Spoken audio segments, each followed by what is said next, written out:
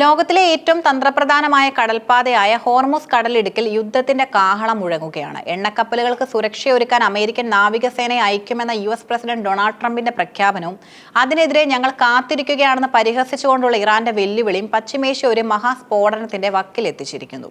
ഇത് വെറും ഒരു വാക്പോരല്ല, മറിച്ച് ആഗോള എണ്ണ വിപണിയെയും സാമ്പത്തിക ഭദ്രതയും തകർക്കാൻ പോകുന്ന ഒരു വലിയ സുരക്ഷാ ഭീഷണിയാണ്. ഹോർമുസ് കടലിടുക്കിലൂടെയുള്ള എണ്ണക്കപ്പലുകളുടെ യാത്ര സുഗമമാക്കാൻ അമേരിക്കൻ നാവികസേന നേരിട്ട് രംഗത്തിറങ്ങുമെന്ന് ഡൊണാൾഡ് ട്രംപ് പ്രഖ്യാപിച്ചത് ഇറാനെ സംബന്ധിച്ചിടത്തോളം വലിയൊരു പ്രകോപനമാണ്. കടലിടുക്കിൽ ഇറാൻ ഏർപ്പെടുത്തിയിരിക്കുന്ന കർശനമായ ഗതാഗത നിയന്ത്രണങ്ങളും പരിശോധനകളും അന്താരാഷ്ട്ര വാണിജ്യത്തിന് തടസ്സമാകുന്നുവെന്നാണ് അമേരിക്കയുടെ വാദം.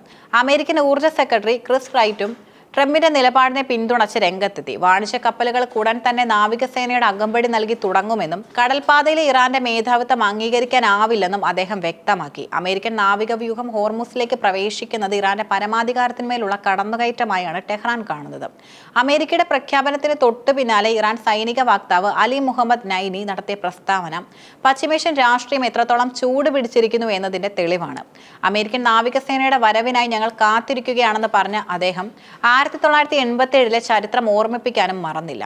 1987 ഓപ്പറേഷൻ പ്രൈം നൈറ്റ് എന്ന പേരിൽ അമേരിക്കൻ നാവികസേന എണ്ണക്കപ്പലുകൾക്ക് അകമ്പടി സേവിച്ചപ്പോൾ ഇറാന്റെ കടൽ മൈനുകൾ താണ്ടി അമേരിക്കൻ സൂപ്പർ ടാങ്കറായ ബ്രിഡ്ജൺ കത്തിയെറിഞ്ഞത് അദ്ദേഹം ഓർമ്മിപ്പിച്ചു. ആധുനിക യുദ്ധതന്ത്രങ്ങളിലും ഡ്രോൺ സാങ്കേതിക വിദ്യയിലും ഇറാൻ ഇന്ന് അന്നത്തേക്കാൾ എത്രയോ മടങ്ങ് കരുത്തരാണെന്നും അമേരിക്കയുടെ അത്യാധുനിക യുദ്ധക്കപ്പലുകളെ നേരിടാൻ തങ്ങൾ സജ്ജമാണെന്നും നൈനി വ്യക്തമാക്കി. എന്തുകൊണ്ടാണ് ഹോർമുസ് കടലിടുക്ക് ഇത്രമാത്രം ചർച്ചയാകുന്നതെന്ന് മനസ്സിലാക്കാൻ അതിന്റെ ഭൗമ പ്രാധാന്യം അറിഞ്ഞിരിക്കണം. ലോകത്ത് ഉൽപ്പാദിപ്പിക്കപ്പെടുന്ന ക്രൂഡ് ഓയിലിന്റെ ഏകദേശം 1/3 ഈ കടലിടുക്കിലൂടെയാണ് കടന്നുപോകുന്നത്. Saudi Arabia, Iraq, UAE, Kuwait തുടങ്ങിയ രാജ്യങ്ങളുടെ എണ്ണ കയറ്റുമതിയുടെ പ്രധാന പാതയാണിത്. പേർഷ്യൻ ഗൾഫിനെയും ഒമാൻ ഉൾക്കടലിനെയും തമ്മിൽ ബന്ധിപ്പിക്കുന്ന ഈ ഇടുങ്ങിയ പാതയുടെ നിയന്ത്രണം ഇറാന്റെ കൈവശമാണുള്ളത്.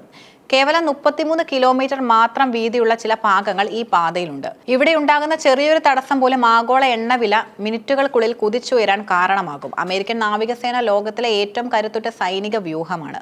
വിമാനവാഹിനി കപ്പലുകളും മിസൈൽ വേദ സംവിധാനങ്ങളും അവർക്കുണ്ട്. എന്നാൽ ഇറാൻ സ്വീകരിക്കുന്നത് അസാമാന്യമായ യുദ്ധതന്ത്രമാണ്. ഹോർമുസ് കടലിടുക്കിലെ ജലനിരപ്പിനിടയിൽ ആയിരക്കണക്കിന് അത്യാധുനിക മൈനുകൾ വിന്യസിക്കാൻ ഇറാന് സാധിക്കും.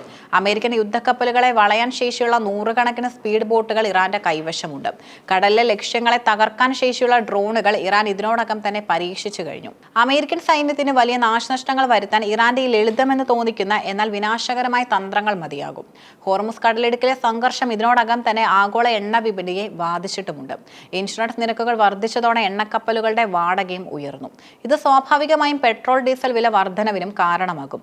ഇന്ത്യ പോലുള്ള വികസന രാജ്യങ്ങളെ സംബന്ധിച്ചിടത്തോളം ഇത് കനത്ത തിരിച്ചടിയാണ്. നമ്മുടെ ഊർജ്ജ ആവശ്യത്തിന് സിംഹഭാഗവും വരുന്നത് ഈ കടലിടുക്ക് വഴിയാണ്. ഇവിടം യുദ്ധഭൂമിയായ ലോകം ഇതിനു മുമ്പ് കാണാത്ത ഒരു ഊർജ്ജ പ്രതിസന്ധിയായിരിക്കും സാക്ഷ്യം വഹിക്കുക.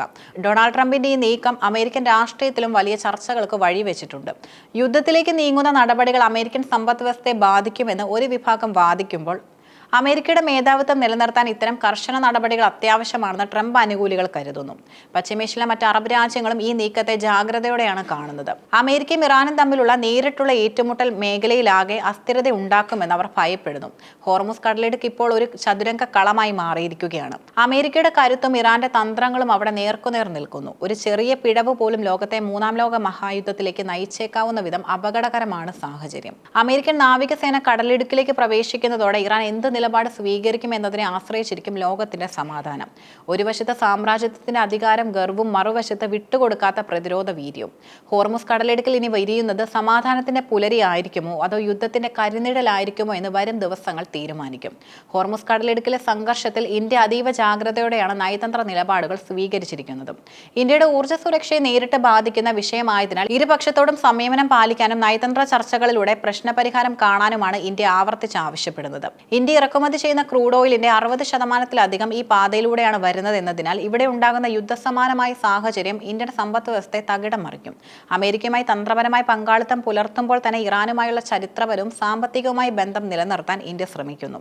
ചബഹർ തുറമുഖം ഉൾപ്പെടെയുള്ള ഇന്ത്യയുടെ താൽപര്യങ്ങൾ സംരക്ഷിക്കുന്നതിന് ഇറാന്റെ സഹകരണം അനിവാര്യമാണ്. അന്താരാഷ്ട്ര നിയമങ്ങൾ പാലിച്ച് കപ്പൽ ഗതാഗതത്തിലുള്ള സ്വാതന്ത്ര്യം ഉറപ്പാക്കണമെന്ന് ഇന്ത്യ ആവശ്യപ്പെടുമ്പോഴും വിദേശ സൈനിക ഇടപെടലുകൾ മേഖലയിൽ കൂടുതൽ അസ്ഥിരത ഉണ്ടാക്കുമെന്ന് ഇന്ത്യ ഭയപ്പെടുന്നു.